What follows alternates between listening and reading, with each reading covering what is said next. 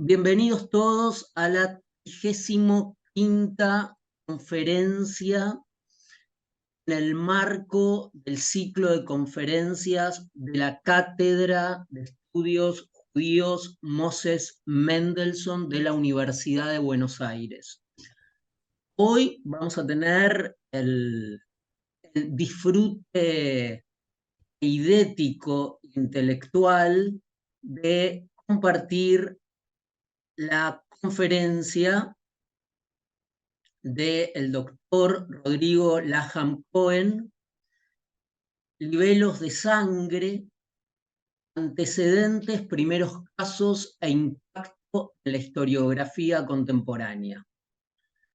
El doctor Rodrigo Laham Cohen, que es un amigo de la cátedra, es doctor en historia por la Universidad de Buenos Aires, UBA, es profesor de historia clásica en la misma casa de estudios, enseña historia clásica en la Universidad Nacional de San Martín, UNSAM, es investigador del Consejo Nacional de Investigaciones Científicas y Técnicas, CONICET, el Instituto Multidisciplinario de Historia y Ciencias Humanas, donde también se desempeña como vicedirector.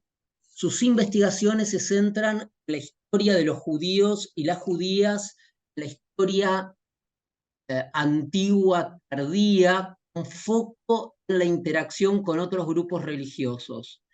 Bueno, ha escrito trabajos en publicaciones con referato, en publicaciones científicas de la especialidad, en las publicaciones más importantes del mundo académico, y es autor de un muy importante libro en inglés, Los judíos en la antigüedad tardía, editado en Leeds, Gran Bretaña, en el 2018. Bueno, entonces le damos la bienvenida, invitamos a todos a disfrutar junto a nosotros de la conferencia del doctor Rodrigo Laham Cohen. Rodrigo. Bien, bueno, muchas gracias, Pablo, por ¿Me escuchan bien? Sí, sí, se escucha Sí, muy bien. bueno. Muchas gracias, Pablo, por la presentación. Bueno, mi idea hoy es hablar de un tema que... Pablo, no sé si lo conocen, pero tiene una característica que es convencer a la gente de lo que a él le interesa. Y la verdad que la propuesta de este tema la hizo él. Yo me he aproximado a esta temática en algunas ocasiones, pero en realidad mi fuerte está en el periodo anterior, que es de lo que voy a hablar un poquito también, esto que llamamos la antigüedad tardía, entre los siglos tercero y séptimo, donde no había acusaciones de crimen ritual, más allá de algunos casos que vamos a ver como posibles antecedentes y de los que podremos discutir. Eh, yo sí, en este contexto en el que vivimos en Argentina, me veo en peligro de recordar que pertenezco a la Universidad de Buenos Aires, a la Universidad Nacional de San Martín, y que soy investigador del CONICET en un momento en el que se nos eh, se ha empezado a dudar de nuestra utilidad y valor, no solo del área de las humanidades, sino de todo lo que es la producción de ciencia en Argentina, ha sido cuestionada en los últimos días y ha representado un golpe muy fuerte contra lo que creemos que es un acuerdo tácito que va más allá de cualquier fuerza política y que tiene más que ver con una política de Estado que lleva 80 años. Pero bueno, simplemente comentar porque uno no vive en el aire, sino en un contexto, y este es el contexto argentino del 2023, con un montón de otros problemas que ya vivirán y vivimos ahora mismo, ni siquiera en el futuro. Bueno, ahora sí, aclarado esto, bueno, vamos a entrar en el tema. Mi idea es que pensemos juntos. No, yo creo que la mayor parte de las cosas que voy a comentar las conocen, eh, y la idea es comenzar. Voy a arrancar con una cita que está por cumplir 100 años, de un autor que en una época, Pablo también me había sugerido que trabaje sobre él, porque a él le interesa, que es Salo Barón, ¿no? Que escribió un libro muy que acá se tradujo al español, incluso en Buenos Aires, sobre la historia del pueblo judío en muchos tomos, como en 8 tomos. Pero en este caso es una cita de una revista que se llama Menorá, en 1928, un artículo muy provocador de él que se llamaba Gueto y Emancipación, deberíamos revisar la mirada tradicional. Y en una parte, cuando estaba terminando, es un articulito corto, él termina diciendo que seguramente es tiempo de romper con la teoría lacrimosa de una aflicción prerevolucionaria y adoptar una mirada más acorde a la verdad histórica. En realidad, lo que cuestionaba acá Barón, y esto es antes de la Shoah, ¿no? Entonces, que digamos, ustedes saben, hacer historia judía antes y después de la Shoah es muy diferente. De todos modos, esto que él va a decir se va a sostener después de la Segunda Guerra Mundial y de la Shoah, pero él lo que sugiere acá es romper con una idea que es muy común, o era muy común en la mayor parte de los estudios sobre judaísmo antiguo, tardoantiguo, medieval, moderno, que es esto que se ha llamado historia lacrimosa, que es solo enfocar los aspectos negativos en la vida de los judíos y las judías en el pasado. Esto Esta cuestión genera mucha tensión, sobre todo a quienes pertenecemos a la comunidad judía, estemos en el ámbito comunitario o no, porque muchos entienden y entendemos que hay un montón de razones para ver lo negativo, ¿no? Entonces siempre se empiezan a enlistar un montón de aspectos, desde la caída del segundo Beit HaMikdash, pasando por las primeras cruzadas, Inquisición, cosacos, zona de exclusión, Shoah, bueno, antes, expulsión de España. Ahora, no es que este autor negaba la importancia de esos eventos, sino que ponía en cuestión el peligro de solo enfocar lo negativo y siempre poner a los judíos, a los Yehudim como víctimas, cuando en realidad en cada periodo las realidades son diferentes y encararlo siempre desde ese aspecto genera un problema en nuestra capacidad de comprender el pasado. Esto no implica minimizar lo que sucede. ¿Por qué arranco por acá? Además de porque fue una sugerencia de Pablo. Pablo, te voy a escrachar tantas veces que pueda.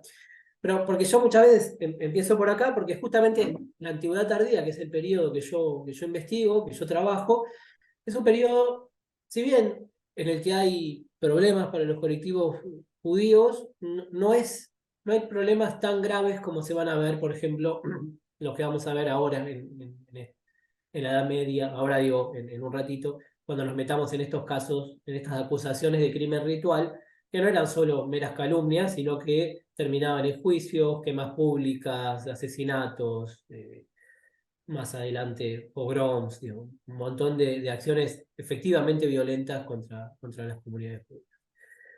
Ahora, el, una de las respuestas, ya nos saltamos al siglo XXI, frente a esta idea de romper con lo lacrimoso, ¿no? Es este libro que ha sido muy polémico de Elliot Horowitz, Ritos Atrevidos, Purim y el legado de la violencia judía.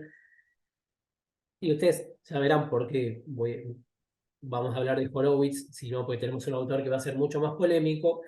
Y acá lo que hace Horowitz se los voy a resumir muy salvajemente por el tiempo que tenemos, es decir, bueno, hay algunos momentos en el que los judíos tuvieron actitudes violentas. Digo, no hay que pensarlo siempre como un colectivo pasivo, sin capacidad de ejercer violencia, aunque sea simbólica. Y él en ese libro en realidad se enfoca en distintos aspectos.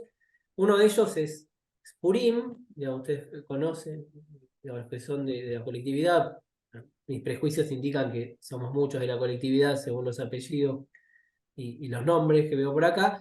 Sabemos que Purim es esa fiesta, digamos, que recuerda, que se lee en Megilat Esther, donde se recuerda un posible evento histórico, ¿no? De acá es muy difícil la reconstrucción. En general, la mayor parte de la historiografía lo va a considerar como una narrativa que entra en el campo de lo mítico, pero yo no quiero entrar ahí.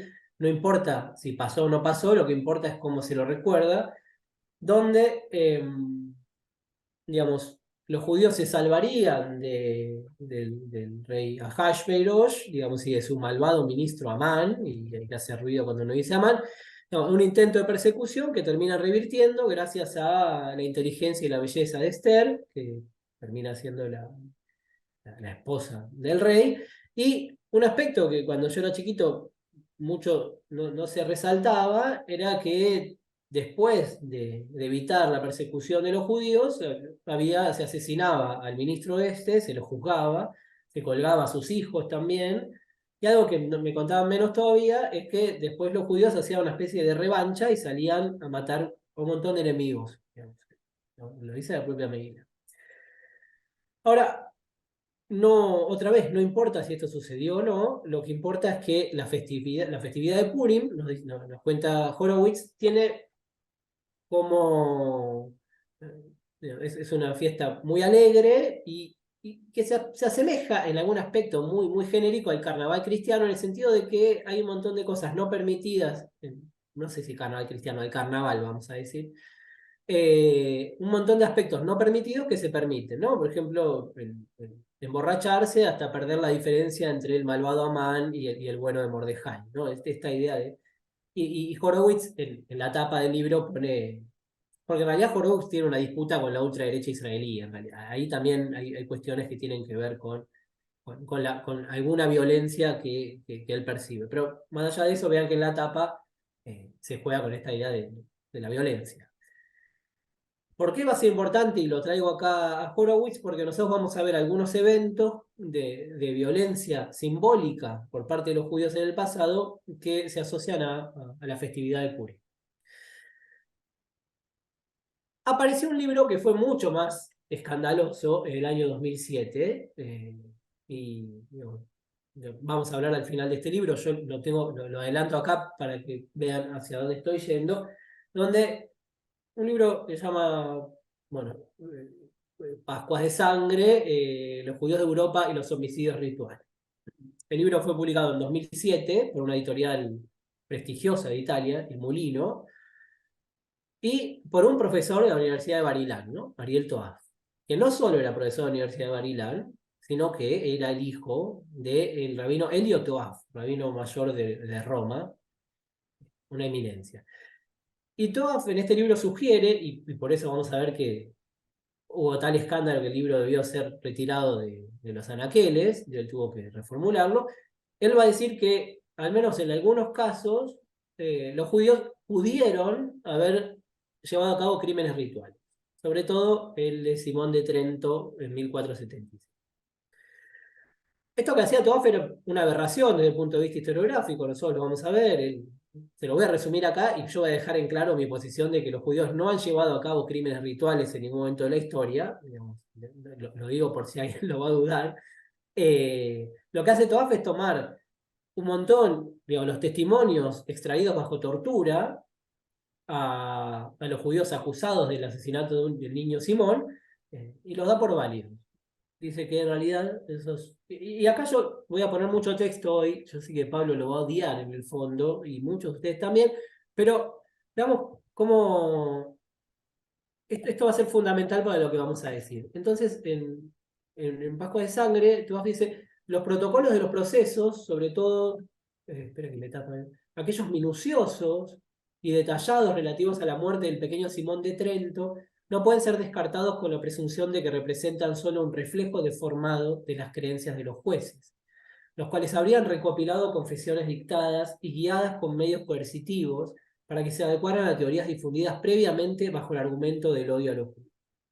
En efecto, son demasiados los elementos emergentes de una atenta lectura de los procesos, tanto en la forma como en la sustancia, que se remiten a realidades conceptuales, a ritos, a prácticas litúrgicas y actitudes mentales típicos y exclusivos del mundo judío particular y que de ningún modo pueden ser atribuidos a las sugestiones de los jueces y prelados, como para que no se tengan en cuenta. O sea, la defensa de Toaf y lo que nosotros vamos a...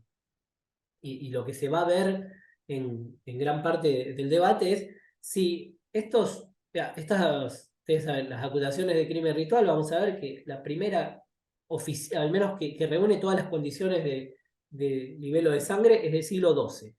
Acá Toaf está analizando el siglo XV, y en general son relatos que se descartan fácilmente porque así como se acusaba a las mujeres de brujería, digamos, a los judíos se los acusaba de crimen ritual, envenenamiento de pozos, profanación de hostias. Son acusaciones muy típicas que todas tienen la misma, digamos, estructura en la que se construyen y que desde el punto de vista de la historia se pueden desarmar muy fácilmente. Digamos, las confesiones bajo tortura, ustedes saben, si ven algunos estados la siguen utilizando y eso, pero con otras razones, y es terrible igual. Generalmente el torturado termina diciendo lo que desea el torturador por el mero hecho de dejar de sentir dolor. Y a veces incluso puede llegar a inventar en el marco del dolor con tal de satisfacer a quien lo tortura, ¿no? Pero bueno, simplemente esta pequeña introducción es para, yo les quiero mostrar hacia dónde quiero llegar. No solo qué son los niveles de sangre, qué impacto tuvieron, sino cómo se los ha leído desde la historia contemporánea, la historia de nuestro. Pero primero vamos a ir un poquito más al pasado y a los antecedentes, y acá me pregunto si efectivamente son antecedentes, porque esto es un debate que podemos construir acá mismo. Cuando, cuando algunas colegas se enteraron de esta charla, me escribieron preguntándome por los antecedentes, sobre todo los que hacen historia moderna, pensando que iba a decir algo fuera de lo común. Vamos a ver que pueden ser antecedentes de la acusación de crimen ritual o no pueden ser antecedentes, lo vamos a debatir. Lo primero que nos encontramos cuando se hace generalmente un raconto sobre veces que se acusó a los judíos de cometer crimen ritual es una narración que aparece en Flavio Josefo, que es un historiador judío. Antes que se pongan a leer esto, yo tengo que hablar yo. Flavio Josefo escribe este texto que se llama Contrapión, que es contra un detractor de los judíos, ¿no? Y él lo que va a hacer acá es retomar qué es lo que dice Apión, y supuestamente Josefo lo leyó a Apión, y por eso está discutiendo lo que decía este autor, ¿no? Es, lo que hace Josefo, la historia de Josefo es muy conocida, pero vamos a ubicarlo en el siglo I, es un defensor del norte de Israel durante la rebelión judía, termina cayendo prisionero y termina siendo aceptado como un huésped, digamos, de honor en la corte imperial, digamos, bajo la protección de los Flavios. Se romaniza, pero toda la obra que escribe la hace en defensa, digamos, del judaísmo. Si bien los judíos de su época lo consideraron un traidor y no lo rescataron, la memoria de Josefo no se rescató en el ámbito judío, fue rescatado desde otros espacios, incluso cristianos, pero Josefo es de las escasas ventanas que tenemos para ver, por ejemplo, el siglo V. Bueno, ¿qué nos dice? Nos dice que va narrando esta historia que él había encontrado. Dice: entonces el hombre, entre gemidos y lágrimas, es un hombre que encontraron en el medio del Kodesh HaKodashim, en el medio del templo, ¿no? Lo encuentra cuando un rey Antíoco entra al templo, al recinto sagrado, se encuentra con este hombre, supuestamente. Esto es lo que Flavio Josefo dice que decía Apión. Entonces el hombre, entre gemidos y lágrimas, le contó su desgracia en tono lastimoso. Dijo, continúa Pion, que era griego y que mientras recorría la provincia ganándose la vida, había sido capturado de repente por hombres de raza extranjera que le habían llevado al templo y encerrado allí. No dejaban que nadie lo viera. No dejaban que nadie lo viera y le preparaban toda clase de manjares para que engordara. Al principio tuvo aquello por un inesperado beneficio y le produjo contento, luego sospechas y más tarde estupor. Finalmente, tras preguntar a los servidores que lo atendían, conoció la ley inefable de los judíos, en nombre de la cual era alimentado, costumbre que practicaban todos los años en una época determinada. Atrapaban a un viajero griego, perdón, y lo cebaban durante un año. Luego lo llevaban a un bosque donde lo mataban, sacrificaban su cuerpo según sus ritos, comían sus vísceras y durante la inmolación juraban mantener su enemistad contra los griegos. Luego arrojaban a una fosa los restos del alma. Esta es la historia que narra Josefo, que comentaba Pion. Acá tenemos algunas de las características que vamos a ver en los niveles de sangre medievales, como que el asesinato se hace por ser, digamos, que eso es un crimen ritual, no es un asesinato sin sentido ritual. Una persona que en este caso la alimentan, todo, y la matan, no explica bien cuáles son los ritos. Acá hay una gran diferencia con los niveles de sangre, donde hay, vamos a ver que en las calumnias de crimen ritual hay algunos elementos como que se vuelve a asesinar a Cristo, los judíos vuelven a actuar lo que fue el asesinato de Jesús, o que directamente se utiliza la sangre de la víctima para realizar matzá, panásimo o distintos rituales de la propia liturgia judía. En este caso, además, también hay otra diferencia, y es que no se trata de un niño. En los casos de acusación de crimen ritual, en los que siempre aparecen involucrados, al menos en la gran parte de las acusaciones de crimen ritual medievales y modernas, son niños los que supuestamente son asesinados por. Pero sí es cierto que hay un crimen, digamos, un crimen humano, con un fin ritual imaginado por los opositores a los judíos, que en este caso, como ustedes ven, y lo que representa Pion, son los griegos los que se oponen a los judíos. El cristianismo aún en la época de Apión ni siquiera existía, y en la época de Josefo estaba levantando vuelo, pero era una realidad que en el siglo I el cristianismo era poco visible, a pesar de lo que nosotros podemos imaginar desde nuestro presente. El cristianismo es un grupúsculo que está avanzando lentamente en algunas regiones de Judea y en algunas provincias cercanas.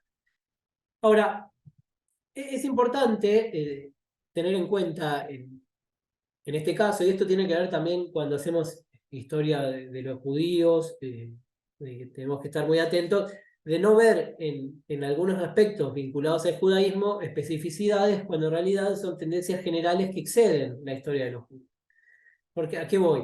Que si nosotros centramos solo la mirada en analizar fuentes de los judíos o que hablan de judíos, muchas veces creemos que son particularidades de ese grupo, cuando en realidad estamos frente a realidades que tienen que ver con acusaciones típicas. ¿A qué voy?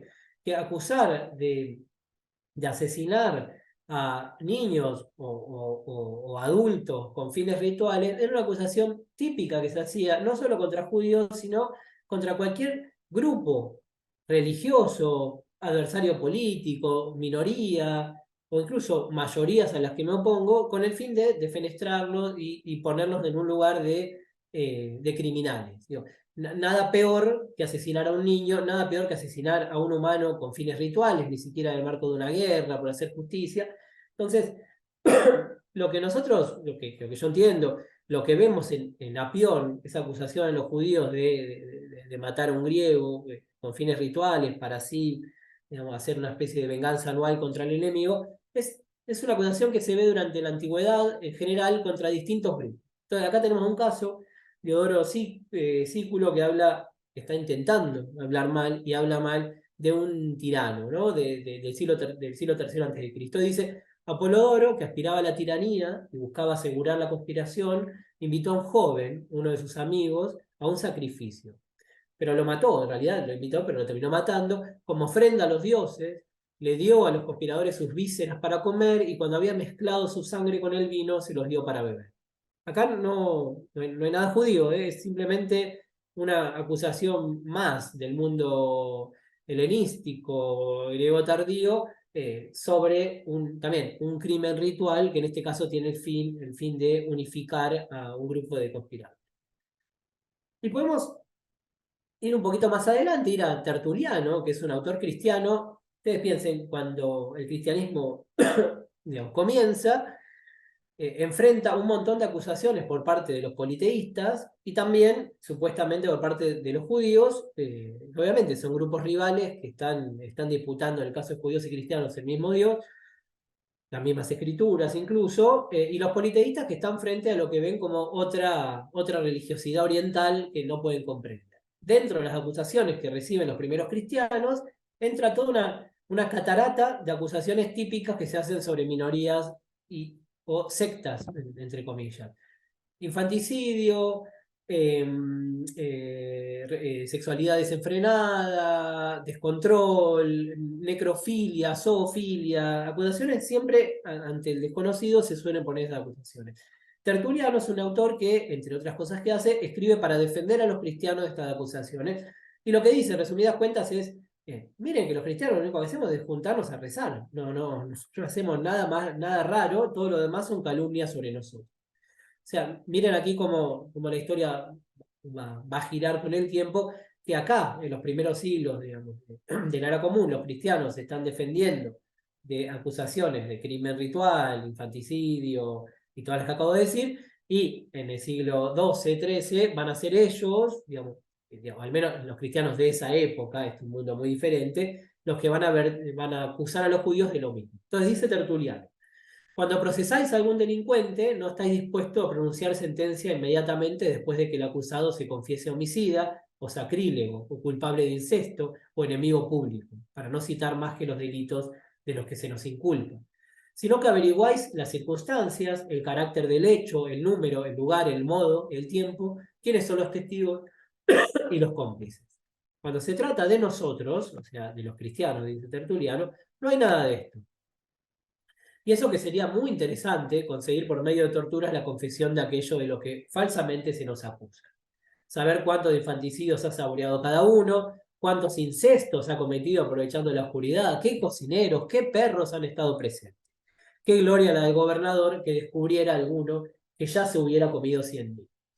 Acá Tertuliano muestra cómo para las autoridades romanas y como para muchos de los politeístas que acusaban a los cristianos, una acusación común era la de asesinar niños, comer niños, antropofagia, infanticidio, en el marco de la religión cristiana. Eso es la acusación que recibe. Todo esto, insisto, es para mostrar que la acusación, los libelos de sangre que vamos a ver, no son una novedad, sí, este tipo de acusación, sino que tal vez la novedad va a ser, en la Edad Media, la repetición de estos libelos y la estructura habitual que van a tener, que vamos a ver. Una más de acusaciones que recibían los cristianos para completar este panorama, dice Orígenes, digamos, también defendiéndose, en este caso, de un autor cristiano llamado Celso, dice: sin embargo, parece que Celso no tuvo en estas palabras buena intención, sino la más perversa que le inspiró el odio, indigno de un filósofo contra nosotros. Quiso, en efecto, que quienes no conocen de cerca nuestra religión, al leer su libro, nos declaren la guerra, como agentes que llaman maldito al Dios, artífice bueno de este mundo. Y paréceme ha hecho algo semejante a aquellos judíos que, a los comienzos de la predicación del cristianismo, esparcieron calumnias contra nuestra doctrina, como la que sacrificábamos un niño y luego nos repartíamos sus carnes. Vean que acá Orígenes, un autor cristiano del siglo IV, está directamente acusando a los judíos de propalar acusaciones de crimen ritual. Está hablando de sacrificar un niño. Según Orígenes, acá no importa si le creemos o no a Orígenes, que eran los judíos quienes llevaban estas acusaciones, pero lo cierto es que hay otro grupo, otro grupo religioso, otra minoría, que está siendo acusada de sacrificio ritual. Insisto, todo esto para tratar de quitar exclusividad a la acusación que reciben. Ahora, la única acusación parecida que tenemos en la antigüedad tardía a los judíos de matar a un niño en un marco que se puede asemejar al ritual es la que encontramos en Sócrates escolástico, en la historia eclesiástica, que supuestamente narra una historia del 415. Dice: poco después, los judíos volvieron a realizar horribles fechorías contra los cristianos y merecieron un fuerte castigo. En un lugar llamado Inmestar, situado entre Calcis y Antioquía en Siria, los judíos acostumbraban a entregarse a ciertos juegos durante los cuales se conducían de forma irreflexiva. Así, cometían muchas acciones absurdas y, borrachos por el vino, se mofaban de los cristianos y del propio Cristo. Y despreciando a la cruz y de aquellos que depositaban, que depositaban su fe en el crucificado, atraparon a un niño cristiano y lo ataron a una cruz y comenzaron a reírse de él y a insultarlo. Pero apenas después, movidos por su furia, lo flagelaron de tal forma que terminaron con su. Ahora, Sócrates es la única fuente que nosotros tenemos sobre este evento. Digamos, ustedes saben la historia, cuando uno tiene una sola fuente es muy difícil analizar su veracidad. Ni siquiera, hay un momento que ya ni siquiera es una preocupación saber si fue cierto o no, porque es imposible desde una fuente sola poder reconstruir lo que pasó acá. Sí, es interesante que el contexto en el que se establece esta calumnia, vamos a ponerla en el lugar de calumnia, eh, a qué se asemeja? ¿Qué podríamos imaginar que es este evento que los judíos están borrachos? Digo, yo no voy a hacer que contesten, porque si no los vamos a trabar hasta que desmuteamos, pero la crítica lo ha asociado otra vez a Purim. Ha dicho, bueno, miren, acá no lo dice explícitamente, pero es una fiesta irreflexiva, están borrachos, se burlan de Cristo y de... otra vez, es imposible comprender, digamos, llegar a establecer si este mito se construye acá relacionado a Purim o no, pero lo que es cierto es que para ciertos grupos de cristianos aparecen los judíos tomando un niño y asesinándolo. Para autores como Raúl González Salinero, que tiene un artículo sobre esto muy claro en español, si le interesa, él resume todo lo que yo estoy diciendo de modo mucho más eficiente. Él cree que acá hay un antecedente indudable del primer libelo de sangre, que es el que vamos a ver en Norwich en 1144.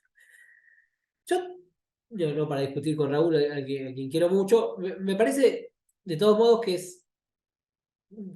no es tan mecánico el vínculo que pueda aparecer entre estos dos eventos, porque acá lo que yo no veo es la ritualidad del acto. No, no es que el niño es asesinado deliberadamente con un fin ritual. Digo, la impresión que da esta fuente, insisto, no la damos por veraz, pero sí nos ponemos a pensar cuál es el discurso que tiene. Son, en todo caso, judíos desenfrenados y borrachos que están burlándose del cristianismo. Esto es lo que Horowitz sí va a tomar, la idea de que los judíos en Purim efectivamente se burlaban de sus enemigos, tanto de Amalek como de Amán, digamos, que representaría la misma línea en todo caso, pero no, incluso el asesinato del niño da la impresión que es accidental, que simplemente están burlándolo, se enfurecen, le pegan y se exceden en su voluntad. Pero no es igual a los niveles de sangre que vamos a ver nosotros, lo vamos a pasar un poquito revista, que donde el niño es deliberadamente buscado anualmente con un fin ritual específico que es, como decía antes, o volver a recrear el asesinato de Cristo, pero hasta matarlo efectivamente, o utilizar su sangre con fines rituales. Ahora, 7 años antes de esta historia de Sócrates, sí hay una norma que es, digamos, yo la primera vez que entré en contacto con ella, y bueno, y la crítica mucho antes de que yo naciera lo había hecho, y para mí es realmente muy interesante.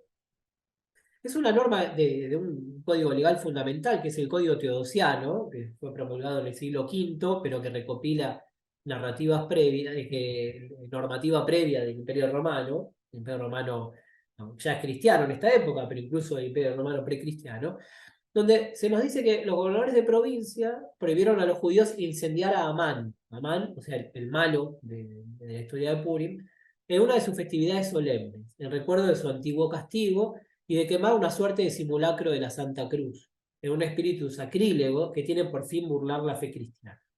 Que ellos conserven sus ritos sin despreciar a la fe cristiana. No hay dudas de que perderán la autorización acordada si no se abstienen de lo que fue prohibido.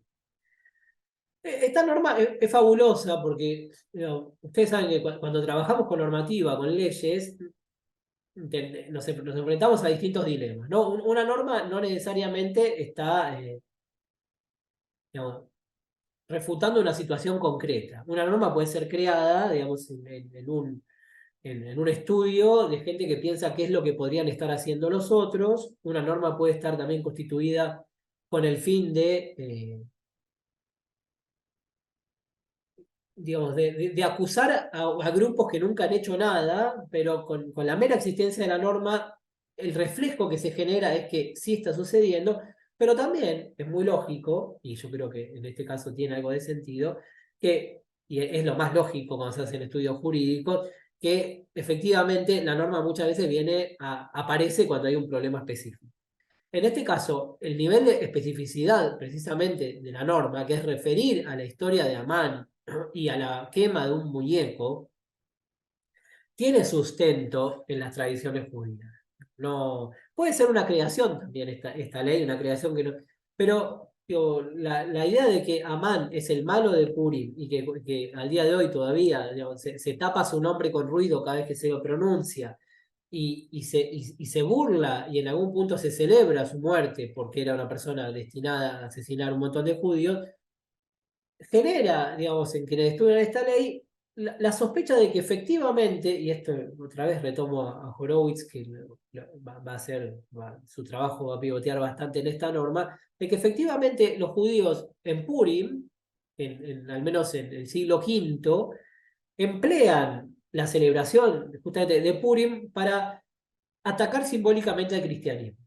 Digo, no matando a un niño, no matando, no con fines rituales, pero que digo, la idea de poner un muñeco que es Amán y lo ponen en una cruz y lo queman o lo destruyen y cuando viene el juez le dicen, no, este no es Jesús, este es Amán, es el malo, es una forma de pensar e imaginar cómo un grupo que está siendo oprimido por una mayoría que está avanzando lentamente, pero ya se ha consolidado en el siglo V, está respondiendo desde el plano simbólico a ese ataque concreto que recibe, ¿no? Esta ley podría estar expresando esto, digamos, pudo haber un grupo de judíos que no se quedaron en una pasividad total, sino que, como por ejemplo, nosotros sabemos que el Talmud tiene algunas referencias contra Jesús que fueron censuradas en la Baja Edad Media y en la modernidad, ¿no?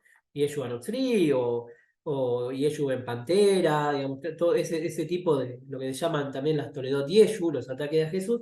Existen respuestas simbólicas del judaísmo para lidiar con este avance del cristianismo. Y esto no implica que los judíos hayan asesinado niños o que los judíos hayan establecido niveles de violencia equivalentes a los de los grupos cristianos, que son los que tienen el poder político en este momento y lo tendrán mucho más en la Edad Media y la modernidad, pero sí pensar en la posibilidad de que haya respuestas internas a una mayoría que está oprimiendo y dañando.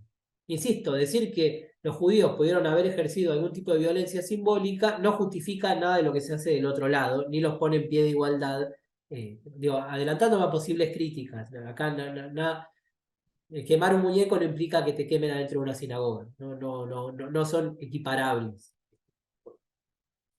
Bien.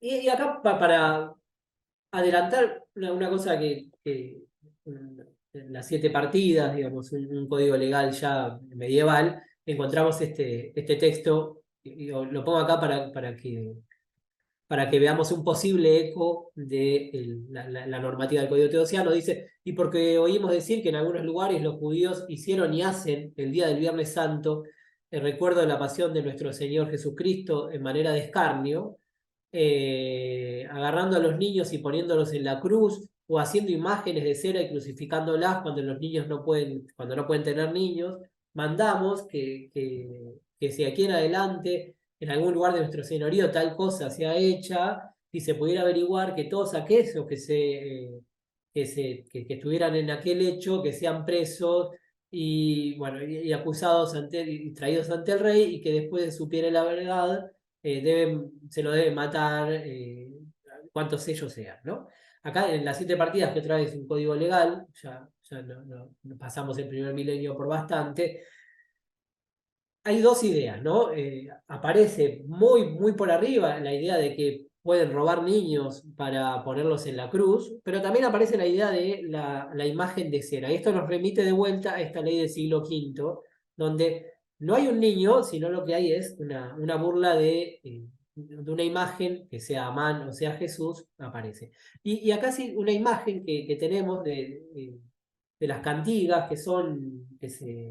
estas cantigas en honor a María, que también son producidas bajo la misma, con Alfonso el Sabio, bajo la misma monarquía del siglo XIII. Vean que acá lo que tenemos en el Códice Rico, que es un códice que se escribe, que se ilustra y se escribe en el mismo periodo, si vemos acá, si más o menos se entiende la imagen, esta cantiga narra la historia de bueno, están en la iglesia y la Virgen María habla y dice que los judíos le están haciendo un mal y los cristianos van masivamente, irrumpen dentro del sitio donde están los judíos, como vemos acá, y encuentran que lo que habían hecho era constituir una cruz, y en esa cruz poner acá un muñeco de cera de un niño Jesús, vean que no es un Jesús grande, es un niño Jesús, y lo están burlando, hiriendo, le ponen la corona de espinas. Y la historia termina que matan a todos los judíos, ¿no? Y celebran esa idea. Esto, por eso va junto con las 7 partidas. Pero lo que yo quiero rescatar acá es como en el mundo cristiano existe esta idea, y podemos debatir otra vez si efectivamente puede estar reflejando algo o no, de que los judíos simbólicamente burlan al cristianismo a través de imágenes. Esto es grave, piensen que los terminan asesinando. Yo no tengo la próxima imagen, no la puse, pero estas espadas van a terminar en la cabeza de los judíos que están acá, que además ya están caracterizados como judíos. Digo, ya en el siglo XIII, vamos a ver, ya está instalada la idea de que los judíos hacen esto, pero hay como dos acusaciones diferentes. Lo que es la burla, el ataque simbólico, y lo que es el asesinato real. Los niveles de sangre, la mayor gravedad que van a revestir es que no es que solo van a acusar a los judíos de burlarse del cristianismo, sino de matar niños cristianos. Por eso esto termina en juicios y en asesinatos. Si bien en la cantiga los judíos terminan siendo asesinados por hacer la burla, por burlar, los casos que tenemos de libelo de sangre, sobre todo vamos a ver el de Trento, los judíos son quemados, según lo voy, o sea, se mata gente por esto, ¿no? No es una cosa que queda en el plano de los... Bueno, con estos antecedentes borrascosos sobre de Josefo, del suceso en Siria en el siglo V, de esta normativa, hay un hiato en el medio donde no hay acusaciones de este tipo, no pasa nada, hasta que en Inglaterra, en Norwich, en 1144, tenemos acá tenemos las características generales, aparece un niño asesinado, Guillermo de Norwich, William de Norwich, aparece asesinado. Y, y no, en principio no se sabe muy bien qué le ha pasado, por qué, cómo, digamos, no es del todo claro. Las reacciones iniciales, hay algunas acusaciones a los judíos, pero no son muy claras, no hay ni siquiera juicio, pero aparece un monje, Thomas de Monmouth, que empieza a investigar el asunto y empieza a construir un discurso en el que los judíos habían asesinado a este niño con un fin ritual. Lo habían hecho con un fin específico, y además que habían sido los judíos, algo que en las reacciones iniciales no era del todo claro.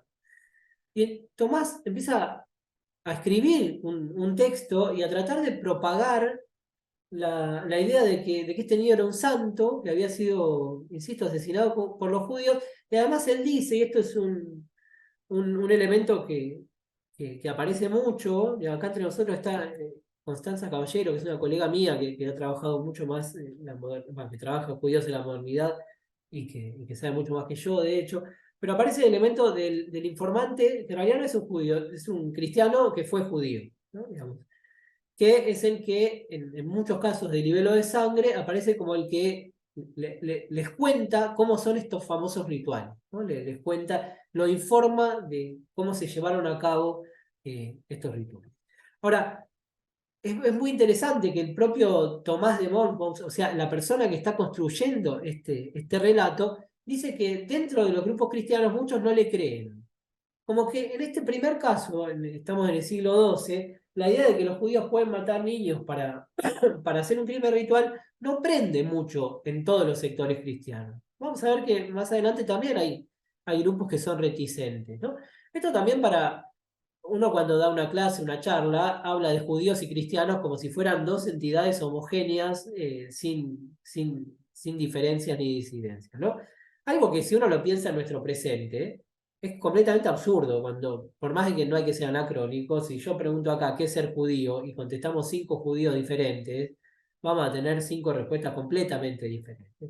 Es verdad que tal vez en el principio del medioevo puede haber algún tipo de homogeneidad mayor que la que tenemos hoy, porque la identidad religiosa es mucho más fuerte que la que existe hoy, Pero de todos modos, cuando uno hila fino, encuentra que hay distintos grupos judíos en la antigüedad, distintos grupos cristianos, y que a veces por una cuestión propedéutica tenemos que decir los cristianos tal cosa, los judíos tal cosa, cuando... Bueno, en el caso de este primer acusación de crimen ritual, hay muchos cristianos que no creen esto, y se queja el mismo Tomás, dice, bueno, ustedes son unos ilusos, no se dan cuenta que hubo un crimen ritual. Y había también de fondo en el objetivo de este hombre, Tomás de Monmouth. ¿Por qué insistir tanto en, en,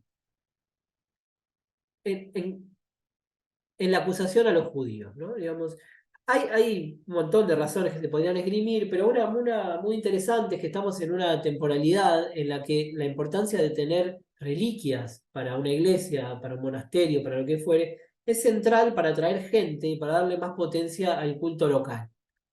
Entonces, el hallazgo de un santo, la construcción de un santo, genera mucho, digamos, ustedes saben, en la Edad Media había competencia sobre las reliquias, o un pedacito de la Santa Cruz, o esto. A veces las sedes se mataban por quién tenía más huesos de santos, porque eso implicaba un dinamismo a toda el área, no solo a la iglesia, a toda una región.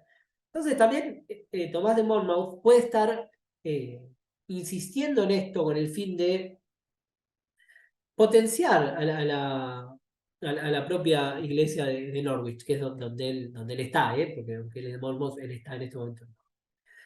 Bueno, las acusaciones que él relata cuando narra la historia de este niño asesinado, cuyo crimen no se resolvió nunca, porque crímenes de niños de infanticidios en la Edad Media hay un montón, por 1500 razones, incluso por control demográfico, que tienen familias que como no pueden alimentar niños, los asesinan, así, son concepciones muy diferentes de la niñez, justo hoy que es el Día de la Niñez. Muy diferentes de las que tenemos nosotros. Bueno, el crimen no se resuelve, pero a los judíos, digamos, se los acusa de esto, de reeditar la muerte de Jesús. Y como a los judíos en la época, además se los acusa de ser absolutamente literales y no tener vuelo espiritual como para alejarse de... Entonces lo que dicen es, agarran a un niño, dice este hombre Tomás, para volver a asesinar a Jesús. Vamos a ver que en el caso de Trento se va a ver lo mismo. Y se resaltan las características que siempre se resaltan de un enemigo, la furia, la crueldad, la violencia. Ahora, el caso que va a generar la polémica que vimos en el libro de Ariel Toaf es el caso de Simonino de Trento, un niño llamado Simón que fue encontrado muerto en 1475. Es un niño muy chiquitito, de 2 años, que aparece muerto a la orilla del río. Aparece muerto en la orilla del río, muy cerca de donde vivían algunos judíos. La comunidad de Trento era muy pequeña, y estaba conformada además por judíos que venían del norte, digamos, que eran de Ashkenaz, digamos, de las zonas de Alemania, la zona renana. Esto es importante porque para Toaf esto sería un grupo de fanáticos que se instaló ahí y que son potenciales asesinos rituales. ¿Qué pasa? Bueno, encuentran al niño y muy rápidamente, como se encuentra cerca de la zona de la zona judía, muy rápidamente se acusa a los judíos de haber asesinado al niño. Bueno, esto es inmediato y se realiza un juicio. Se realiza un juicio. Y acá lo que encontramos es al obispo local que está muy preocupado en acusar a los judíos. Hay una clara intencionalidad de acusar a los judíos. Al punto que hay un enviado papal que envía Sixto, eh, que no está de acuerdo con que los judíos habían asesinado al niño. No encuentra pruebas. Me parece que no, que es un delirio. Digamos, no avala la idea del obispo local de que habían matado al niño. Ahora, de todos modos, el juicio, digamos, se realiza. Los judíos son severamente torturados y en la sesión de tortura confiesan, entre comillas, digamos, confiesan lleno de dolor, que sí, que lo habían matado y que lo habían matado para utilizar su sangre para rituales, ¿no? Para hacer matzá, no confiesan eso. Cuando termina el juicio, todos los judíos son quemados como castigo. Y sus bienes confiscados y todo lo que sabemos que sigue. Vale. Ahora, yo quiero ver acá tenemos, por ejemplo, cómo es cuáles son las fuentes de las que se reconstruye esto, ¿no? Entonces dice, le pregunta el inquisidor, no, no es el inquisidor, perdón, no es el inquisidor, el juez, no sé, esto no es la inquisición, ¿por qué la sangre? Y Israel, que es uno de los acusados, bajo tortura, las torturas de todo tipo, dolores casi insoportables, dice, si no usan la sangre, apestarán.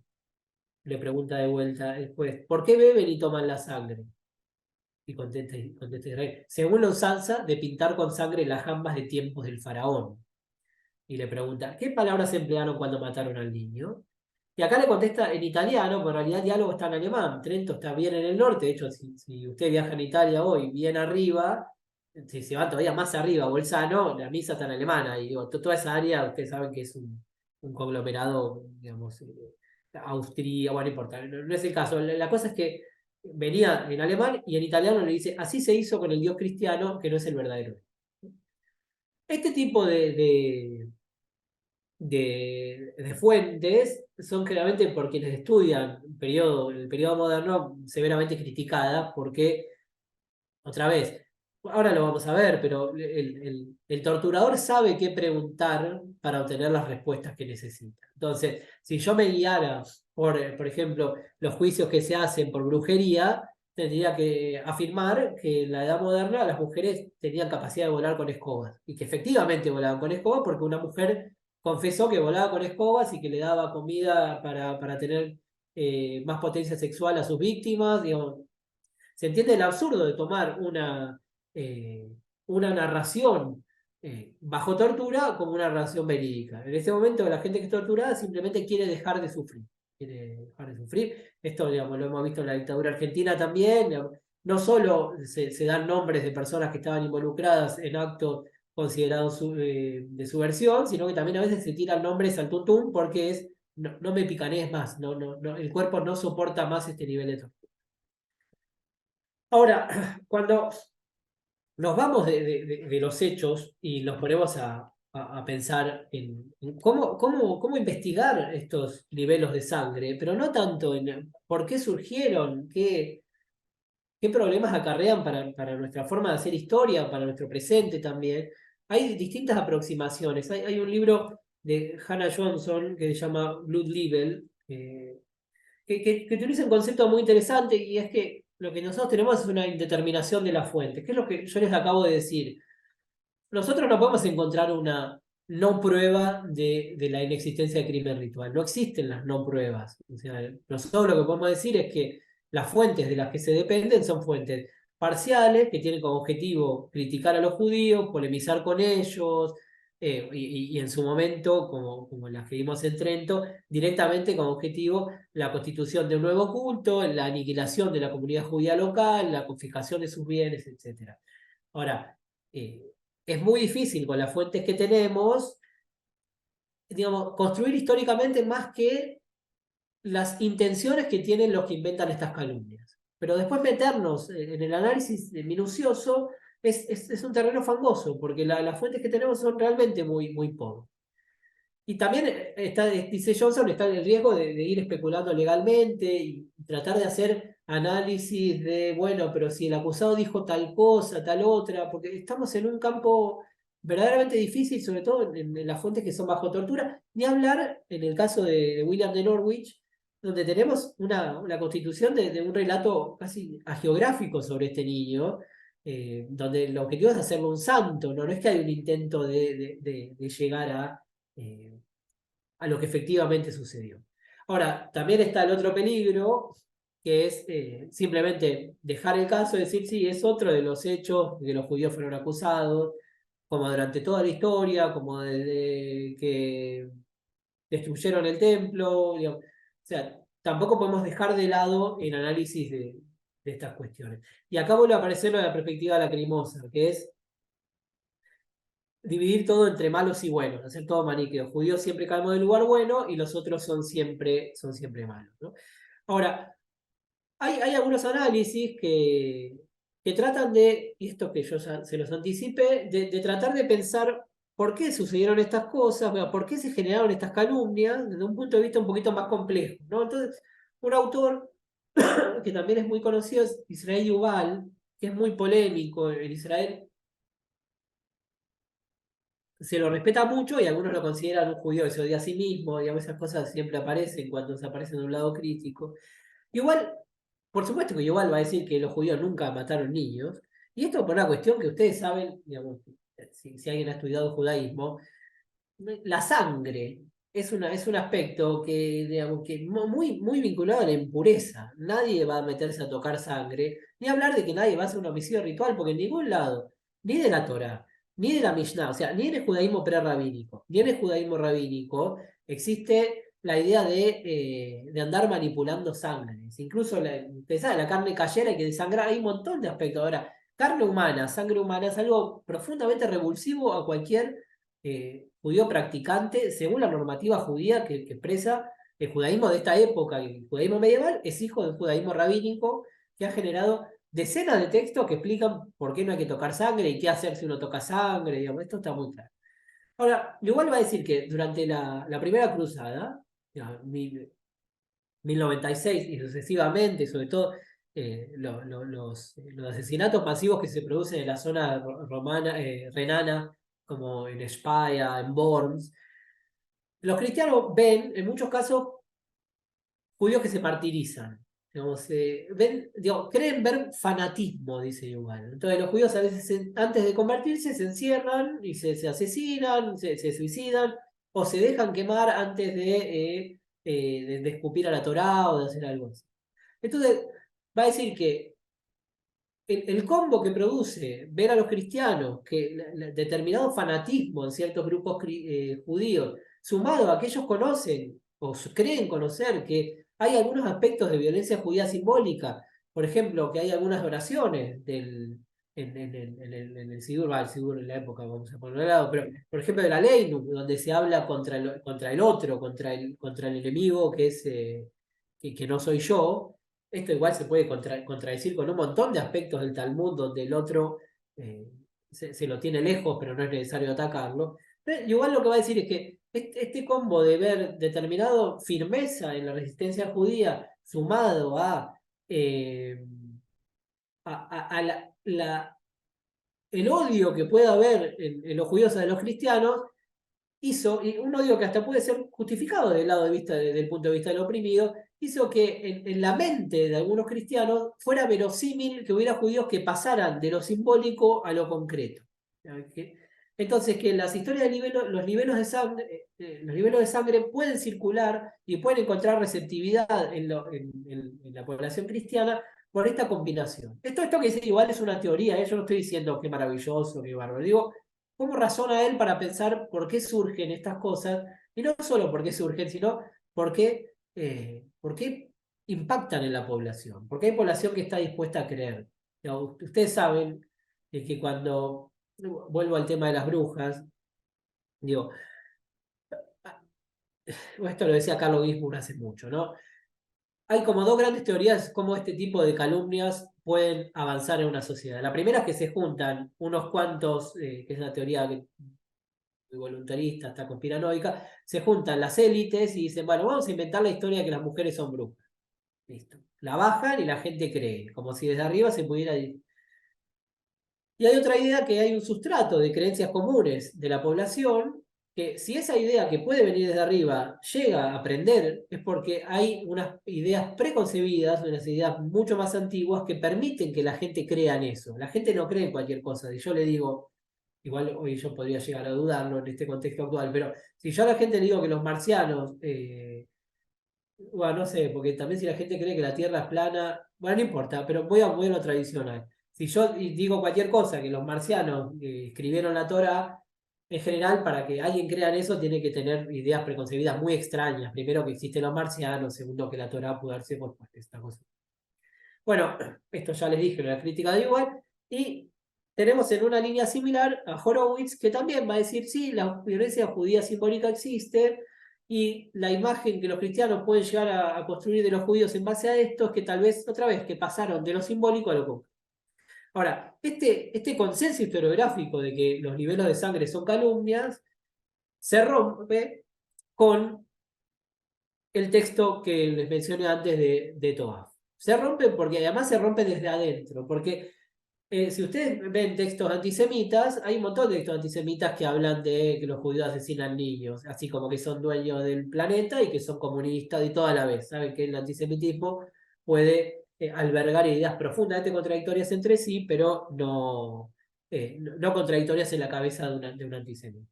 El problema es que, más allá de los niveles antisemitas que daban valor, a la redundancia, a los niveles de sangre, cuando Toaf sale a decir que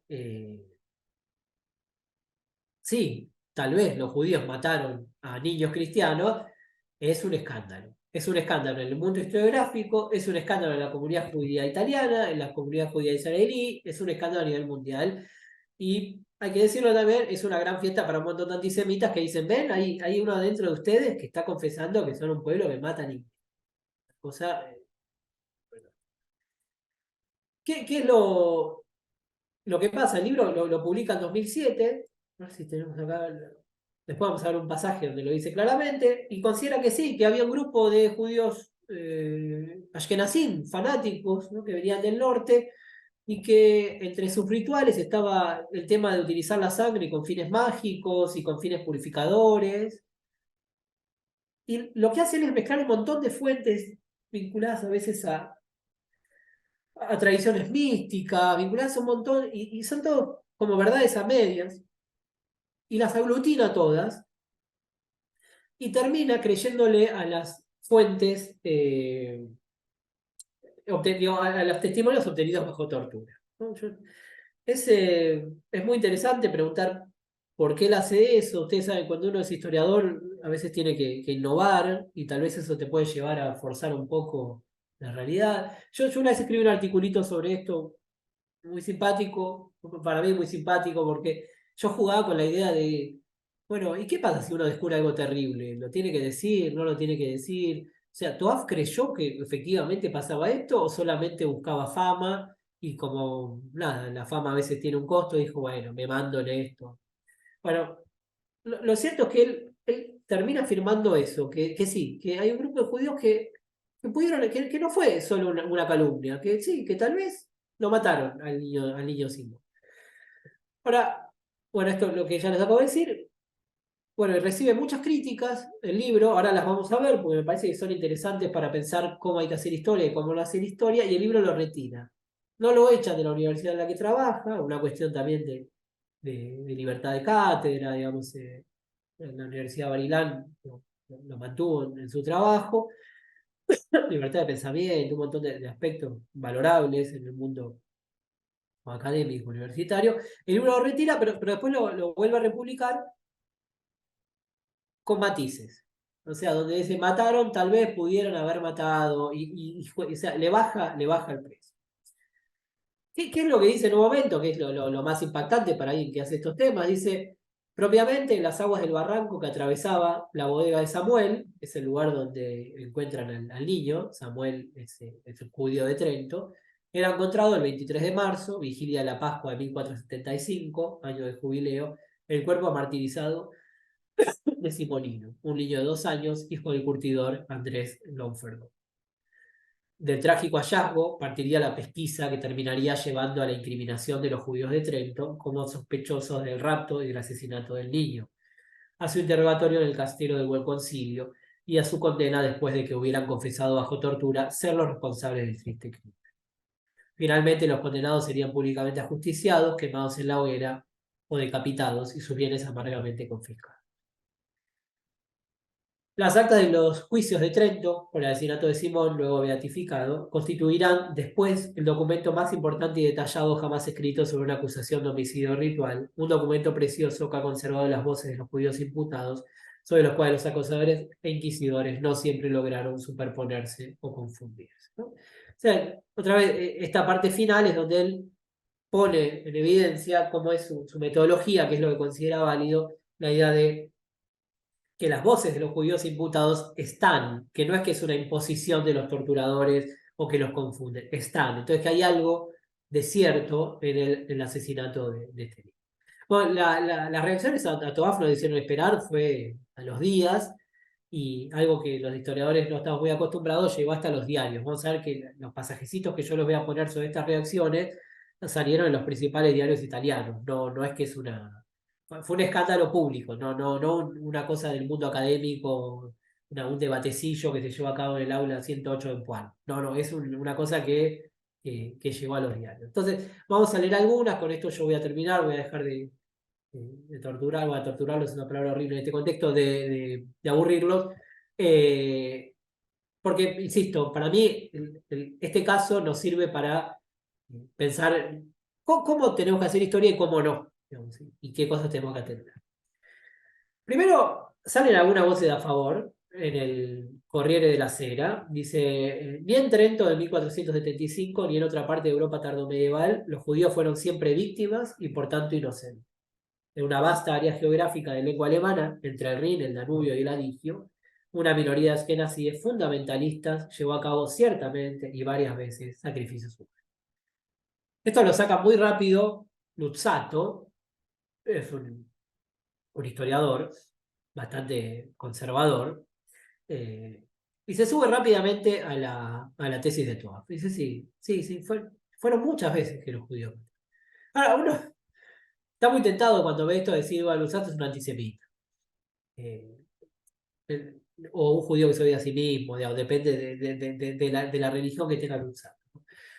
Ahora, lo que sí es sorprendente, a mí siempre me impactó, es que el libro haya llegado a la prensa. Ustedes saben, cuando nosotros escribimos algo para una editorial relativamente importante, eso va a lo que llama una instancia de referato. Lo tienen que leer dos personas que no saben quién sos vos y evaluar. Y antes de eso, lo evalúa el comité editorial de la propia editorial, que también se supone que es gente que sabe. Entonces, que el libro haya llegado a las librerías indica que pasó eso. Acá uno también puede dudar si la editorial no tiene mucha ganas de vender y publica cualquier cosa con tal de vender. Y que el libro fue un éxito de venta. De hecho, después lo sacaron y terminó circulando en internet porque la gente quería leerlo y sobre todo también muchos antisemitas lo querían tener como en sus vademecums de cosas sobre judíos.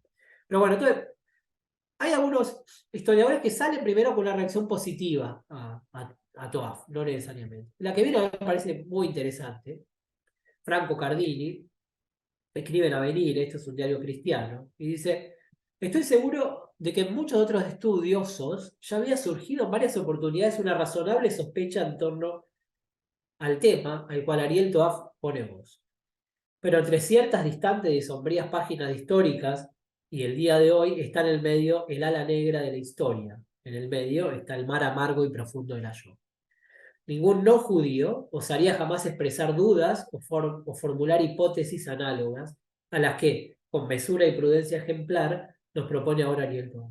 Por cierto, esperamos las polémicas. Los judíos no podemos, en este caso, más que detenernos con respeto en los umbrales de esta vida. Es muy fuerte lo que dice Cardini, en el sentido de que él está dando por hecho que los judíos hacen un tipo de historia y los cristianos hacen otro tipo de historia, como si no aspiráramos todos a llegar a lo mismo, más allá de que podamos ser más posmodernos o menos posmodernos, si hacemos historia porque nos interesa ver qué pasó allá a lo lejos, tratar de comprenderlo y tratar de comprendernos a nosotros mismos, ¿no?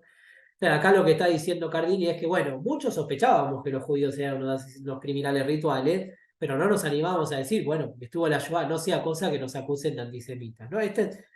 Yo casi me haría decir que Franco Cardini, no me animaría a decir nada, porque esto va a quedar grabado, así que no me animaría a decir nada, pero es muy extraña esta forma de razonar.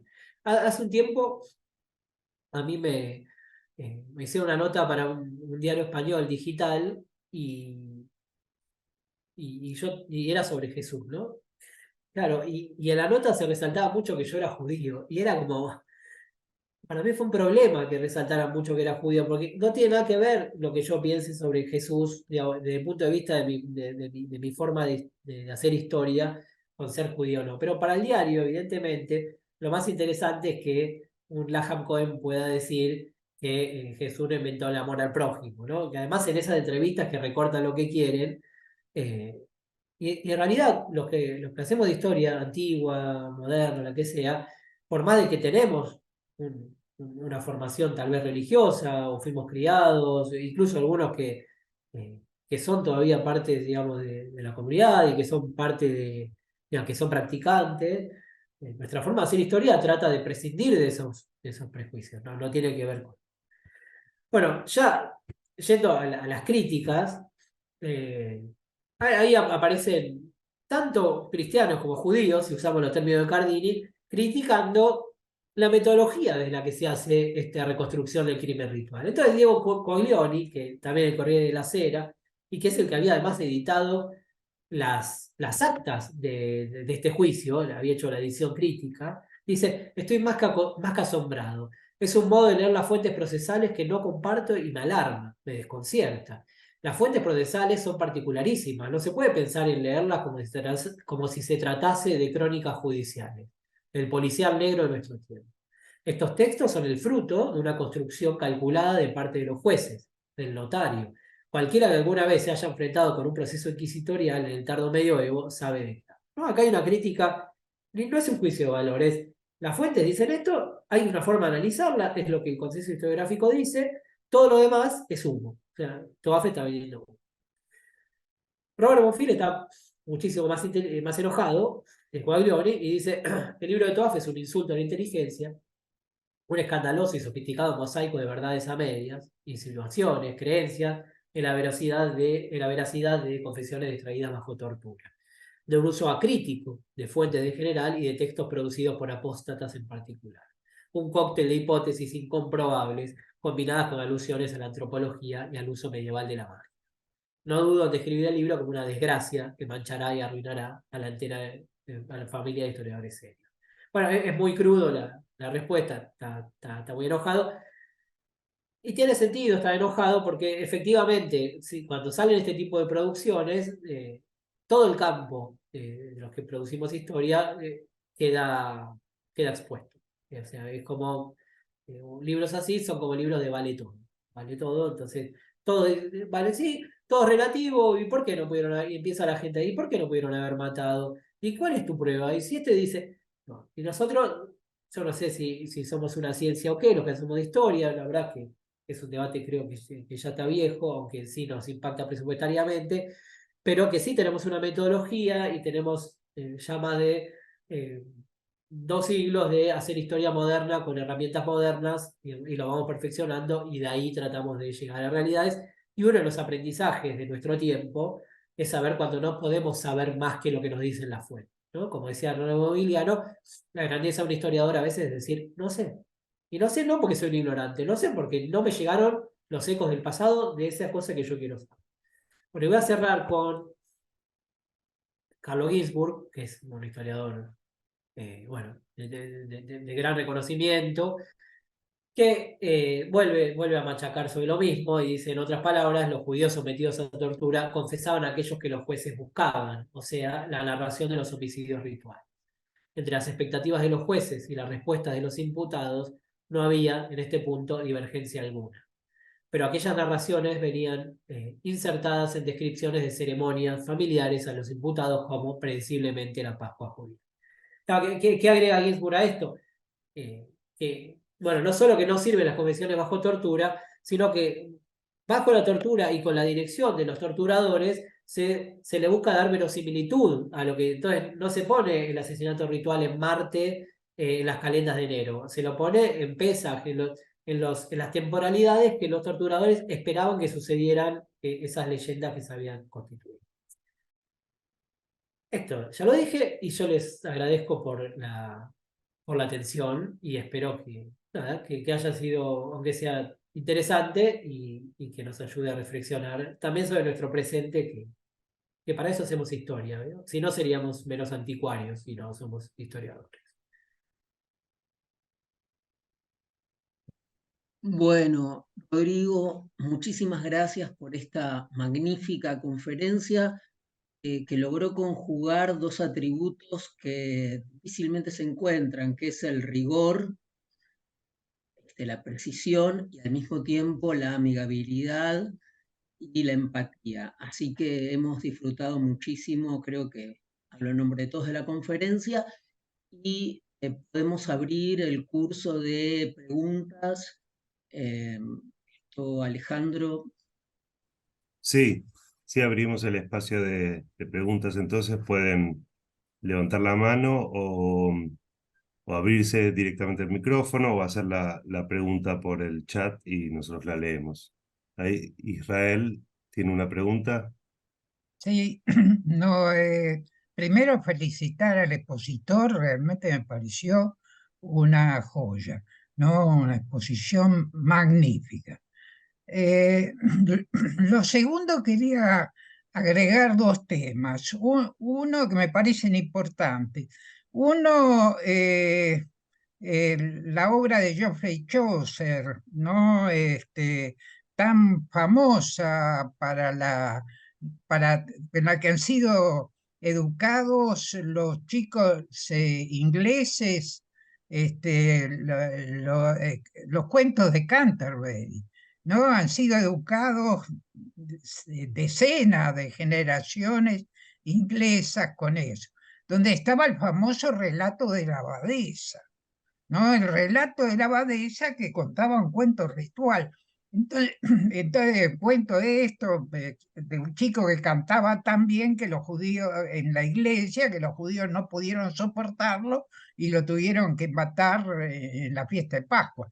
Lo importante de esa historia es precisamente la influencia que tuvo por siglos en la educación de los ingleses. Y por eso yo siempre pensé que no me extraña cuántos antisemitas hay en los escritores ingleses que han sido educados con ese cuento.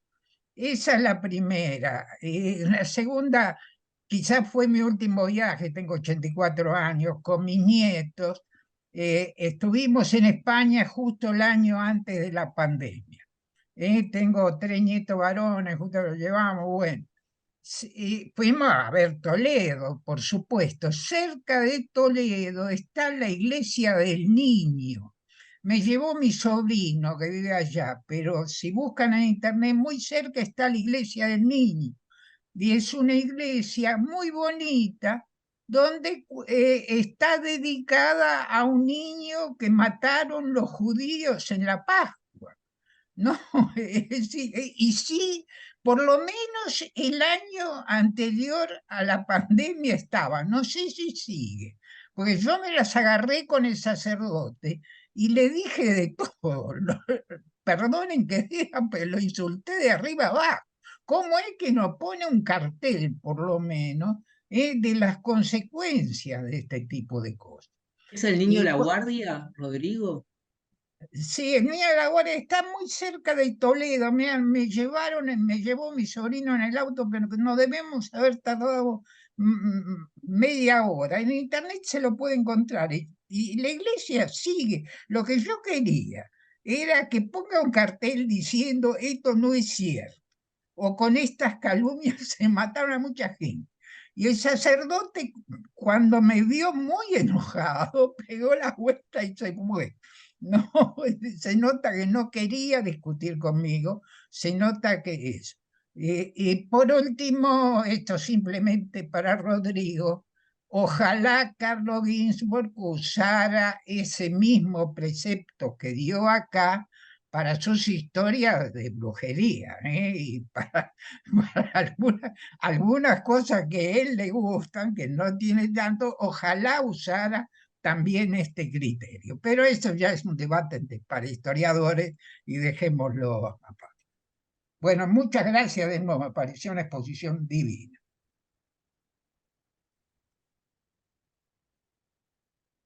Le Bueno, damos si la nadie palabra. dice nada, quiero dar mi opinión modesta y no completa, o sea, muy, muy incompleta.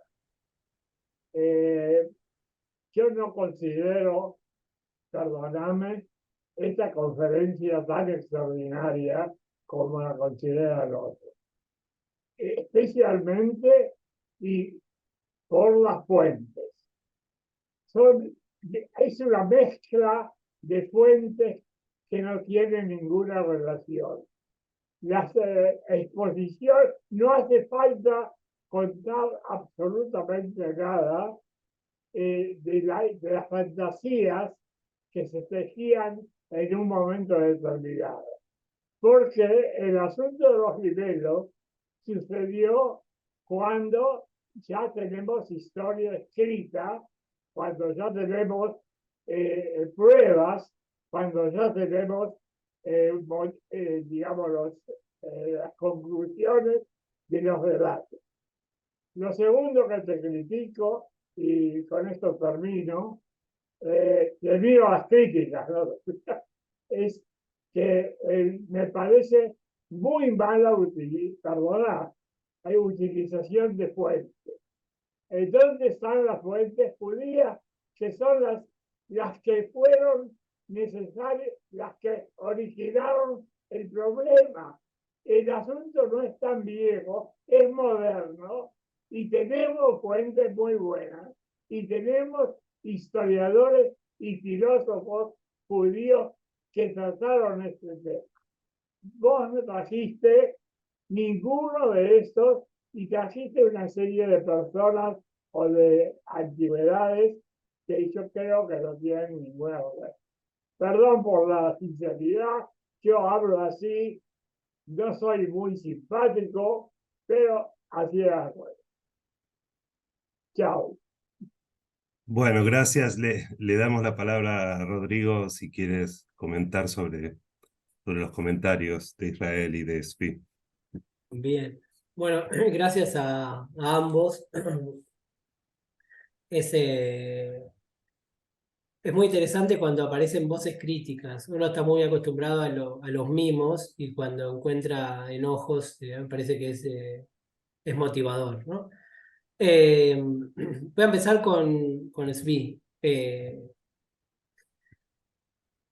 decir, el periodo, digo, tanto la Edad Media como la Antigüedad Tardía tienen fuentes de todo tipo, ¿no? Fuentes escritas hay. O sea, yo puedo traer a Filón de Alejandría, digamos, para la Antigüedad, que si bien los judíos no lo rescataron los cristianos, puedo traerlo, pero no me ilumina el tema de hoy. Digamos, yo no sé si toqué alguna fibra, una cuerda tensa, digamos, no era mi objetivo hacerlo. Mi idea era hablar sobre cómo es la calumnia que habían inventado los cristianos sobre, digamos, sobre los crímenes rituales. Para eso tenemos que ir... La machá, ese fue el motivo fundamental. Sí, pero... Vamos a dejar hablar a nuestro Pero, expositor. digo, nosotros tenemos que, digo, cuando hacemos historia según determinada fuente y según el objeto que estamos tratando, ¿no? Entonces, yo puedo ponerme a leer a Yolem Aleichem sobre este tema, que es mucho más interesante y mucho menos, digamos, no tiene calumnia, pero no es el objetivo. El objetivo es mostrar por qué en algún momento, digamos, los cristianos constituyeron estos mitos. Entonces, podemos decir porque eran malvados y nada más que eso, o podemos tratar de comprenderlos en su propia lógica, sin por eso decir que no hay fuentes judías importantes ni nada. Lo que pasa es que las fuentes judías del tema no le dan bola porque lo consideran una estupidez. No. Entonces, la charla no es sobre el judaísmo medieval, digamos, la charla es sobre los libelos de sangre, por qué existieron, qué debates nos trajeron, cómo nos ayudan a pensar.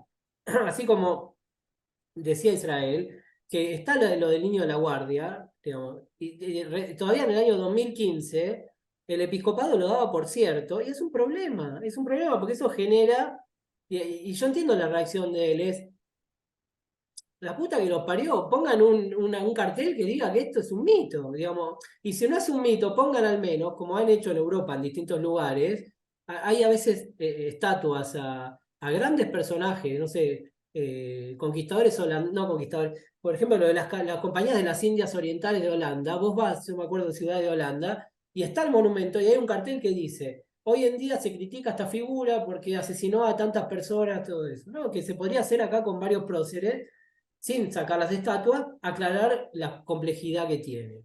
Y el caso de Simón de Trento todavía era un culto hasta el Concilio Vaticano II, se consideraba un santo y tenía un culto, digamos. Entonces, mi idea acá es problematizar eso,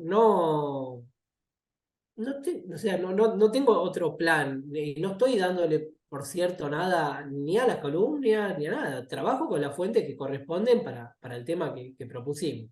Ahora, en cuanto a Chaucer, sí, es fascinante. Justo yo también soy parte de la maestría de estudios medievales y hicimos un seminario sobre diálogos interculturales. Y aunque no es mi tema, una alumna me mandó justamente un trabajo sobre la Priora, la historia de la Priora. Lo mismo que dijiste vos, Israel, y es fascinante y es muy interesante también la historia de los judíos en Inglaterra, digamos, porque nos sirve para los que hacemos antigüedad tardía también por lo siguiente. Nosotros en el mundo anglosajón, digamos, hasta la llegada de los normandos, no tenemos registros de judíos. No hay. Y sin embargo, autores como Delfrico escriben contra los judíos. Y esto tiene que ver con que en el cristianismo, y esto es lo que estudio yo en la antigüedad tardía, no es necesario que en tu ciudad haya judíos para que vos hables mal de los judíos. ¿Por qué? Siendo cristiano. Porque vos lo que tenés que hacer es exégesis del Nuevo Testamento, tenés que entender el plan divino. El plan divino dice que había un pueblo, llegó Jesús y ahora es otro, digamos, de mutuo. Y lo que es interesante es que incluso después de la expulsión de los judíos, en 1291, porque están en un periodo corto en Inglaterra, termina estado 3 siglos nada más, porque después los queman en la Torre de York, ¿no?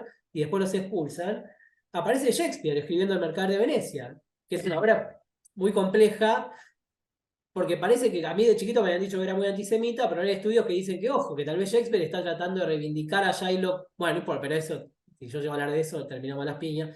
Pero, ¿qué es lo interesante de Inglaterra? Que termina siendo una usina de pensamiento antijudío cuando tuvo una escasez de presencia judía.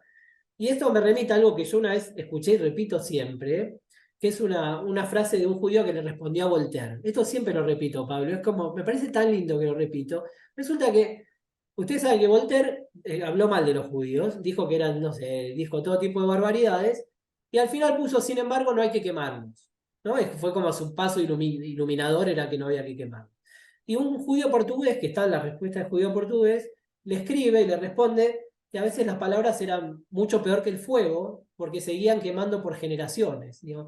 Entonces, esto que decías de Israel, cómo Inglaterra terminó siendo usina de antijudaísmo, incluso antes de tener judíos y cuando no los tenía tampoco. Y sí, y esto que dijiste vos tiene mucho sentido. Y después de la Shoah, un historiador muy conocido llamado Jules Isaac, un francés que perdió a su esposa y a la hija en la Shoah, él insistía mucho en que había que trabajar en la catequesis cristiana, que no estaba bueno repetir todos los años que había que los judíos eran deicidas, o esto que vos viste del niño de la guardia. Hay que aclararlo, digamos, porque nosotros tratamos de ir hacia un mundo mucho más tolerante, equilibrado, y por suerte hoy en día hay mucho más encuentros ecuménicos, pero sí, si siguen esos cultos, es complicado el acercamiento. Yo no soy tan valiente como para ponerme a putear como vos, pero me hubiese caído mal encontrar eso. Al menos por un cuadrito explicativo, algo. Abrí la disidencia.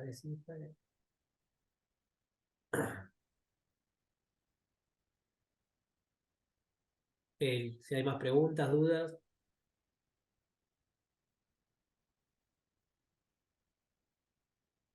Estaba pensando, se me ocurrió mientras oía la para mí magnífica exposición de Rodrigo, que no sé si alguien hizo esa conexión, pero yo lo pensé recién.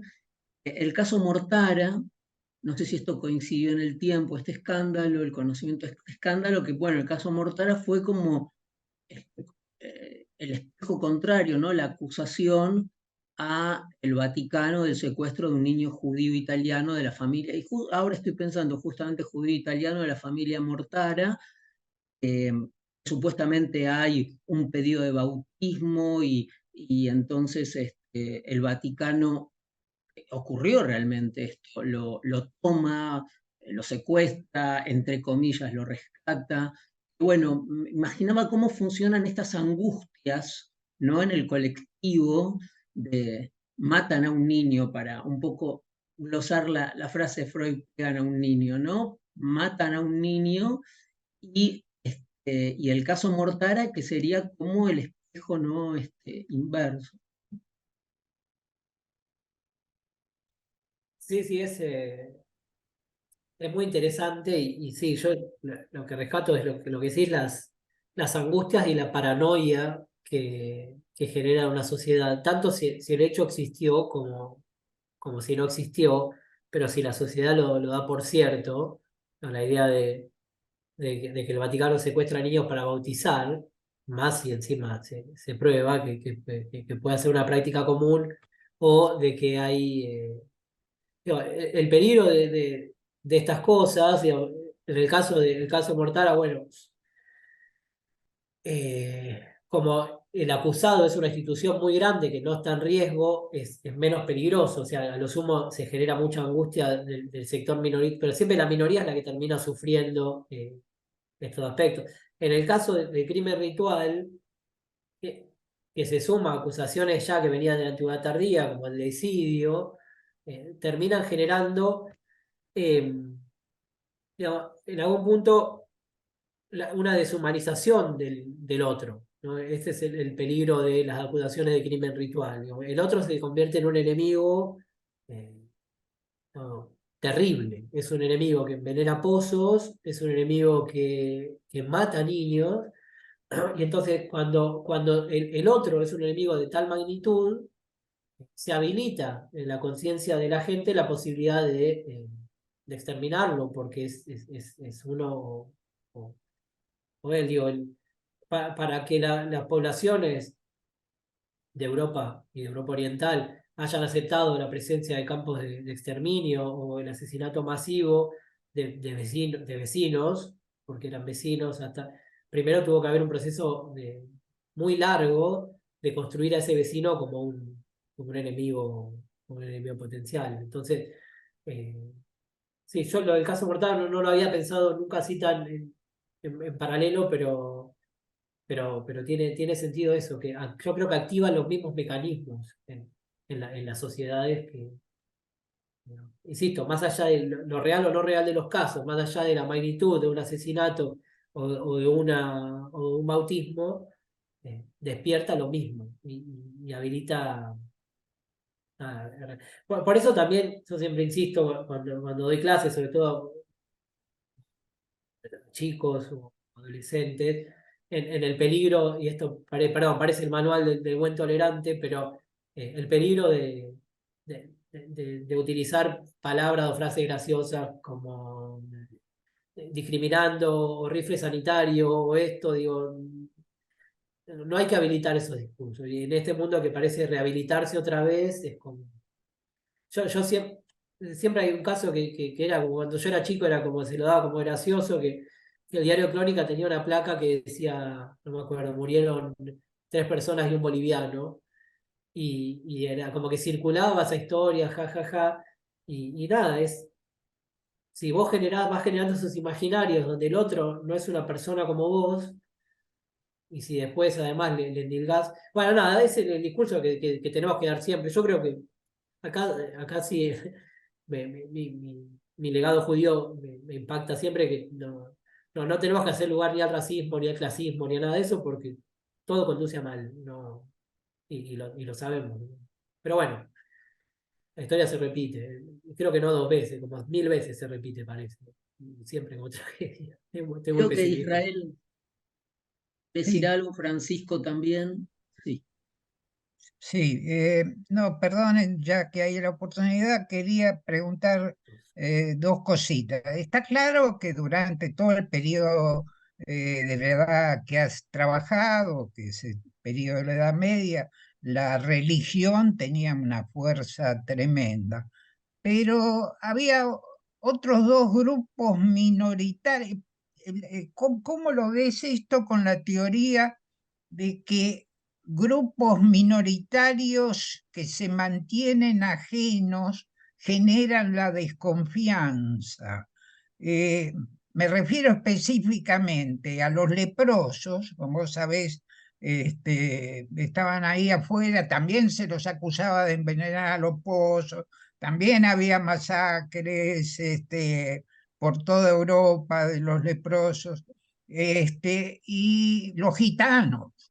Los gitanos estaban menos extendidos, pero la historia que pueden contar los gitanos, bueno, robar chicos, era una historia que mi mamá, cuando me pasaban gitanos, me metió dentro de casa, cuando yo era chico, porque venían los gitanos. O sea, ¿cómo lo encuadrás dentro de esa... Los cabecita negra? Acá se generó toda una leyenda que cuando Perón le dio a los cabecita negra los departamentos en Parque Chacabuco, levantaban el parqué para hacer fuego. Es decir, una historia que jamás existió, pero que estaba convencido absolutamente todo el mundo, porque era ese grupo extraño y ajeno. ¿Cómo lo encuadrás algo dentro de ese tema? Ya sé que a veces los temas psicológicos yo también le tengo terror, no de andar usándolo como explicación histórica, pero ¿no habrá algo de eso?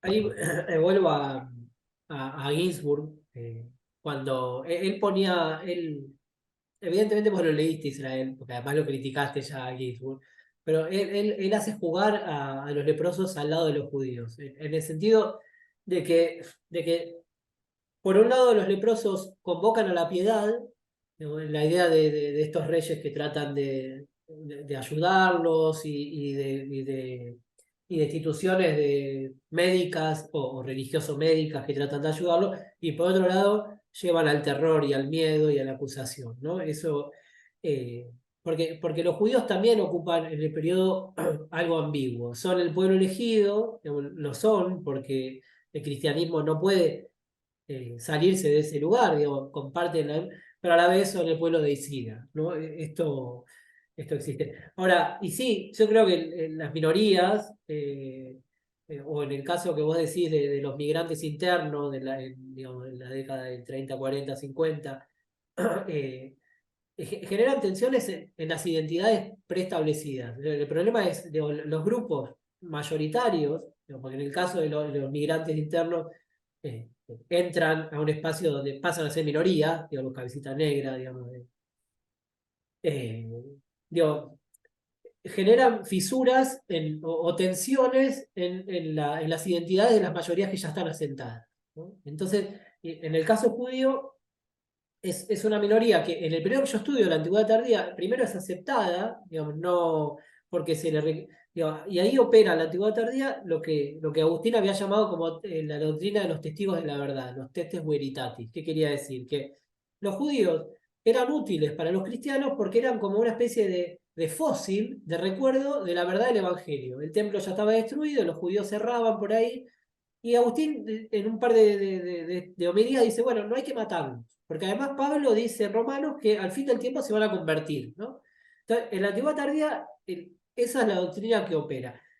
En la Edad Media, ya la existencia del judaísmo con un cristianismo mucho más asentado, que ya no tiene la competencia de un politeísmo, y las competencias que tiene son internas, son de herejía, o de cristianismo alternativo, el judaísmo pasa a ser más incómodo, y además aparece otra cosa en la Edad Media, que es que el cristianismo, entre comillas, descubre que el judaísmo mutó, que ya no es el judaísmo de la Biblia, es el judaísmo del Talmud. Por eso ahí empiezan las quemas del Talmud. Entonces, en ese sentido, sí, yo coincido con vos,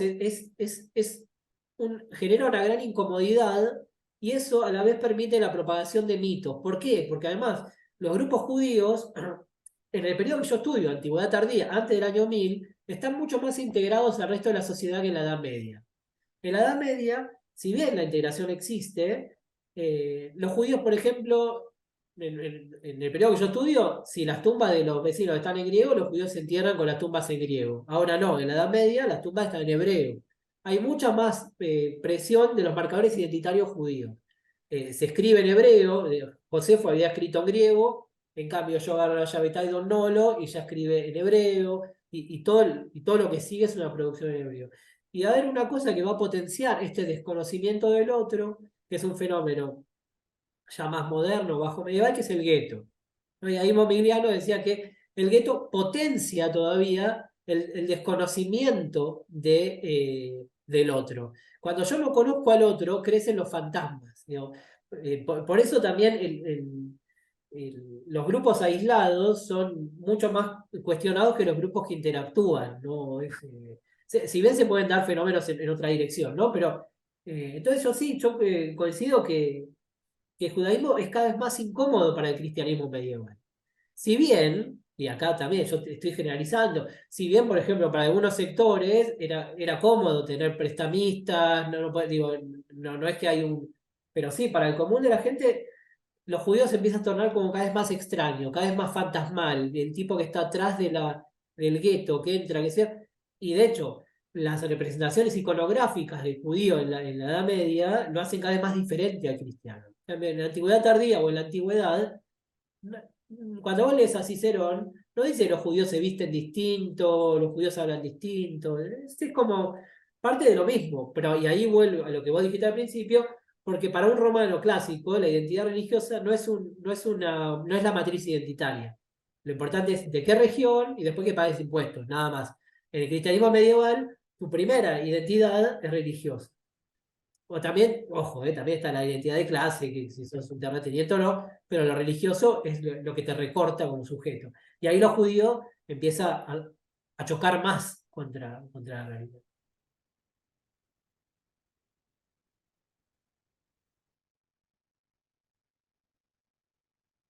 Bueno, no sé si hay, bueno, hay otra pregunta, si no podemos liberarlo un poco a Rodrigo, que tiró la camiseta hoy.